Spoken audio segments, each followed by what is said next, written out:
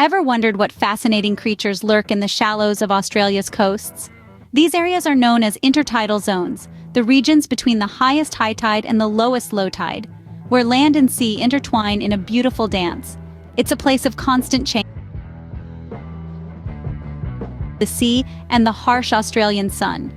Home to a variety of unique marine life, these zones are a treasure trove just waiting to be explored. Join us as we dive into the fascinating world of intertidal zones and the marine life they support. Imagine surviving in a place where conditions fluctuate between extreme wet and dry every day. Welcome to the high tide zone, a realm of resilience and adaptation.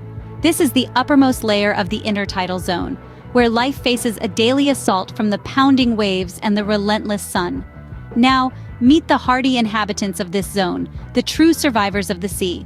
Periwinkles, small yet sturdy, they cling to rocks with a tenacity that defies the buffeting waves. Barnacles, the hermits of the sea, these crustaceans sit within their limestone homes, waiting for the tide to bring in their meals. And let's not forget the limpets, with their conical shells and muscular foot. They've become the suction cups of the sea.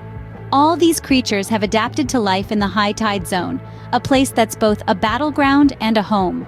They've mastered the art of survival, living where few others can. These creatures are true survivors, living where few others can. As we move further into the sea, the middle tide zone presents a bustling hub of marine life.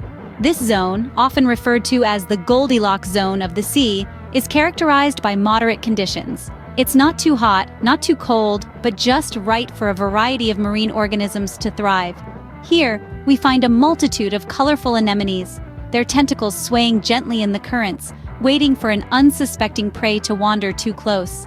Starfish, with their fascinating shapes and patterns, cling onto the rocks, using their hundreds of tube feet to move around and hunt for food.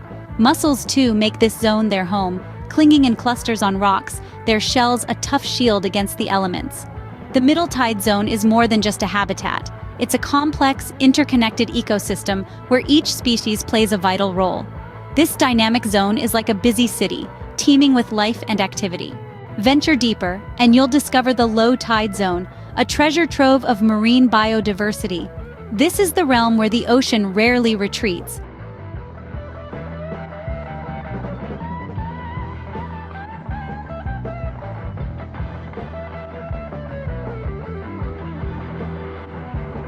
Abundant. A thick carpet of seaweed, the garden of the sea, covers the rocky terrain, providing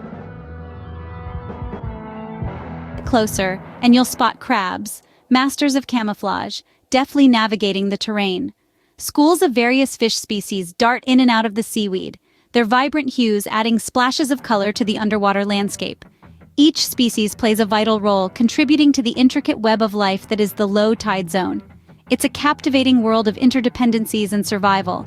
In the low tide zone, life thrives in the deeper waters, revealing a world of underwater wonders. So, why should we care about these intertidal zones and their inhabitants? From the barnacles clinging to rocks in the high tide zone, to the mysterious creatures dwelling in the low tide depths, each zone is a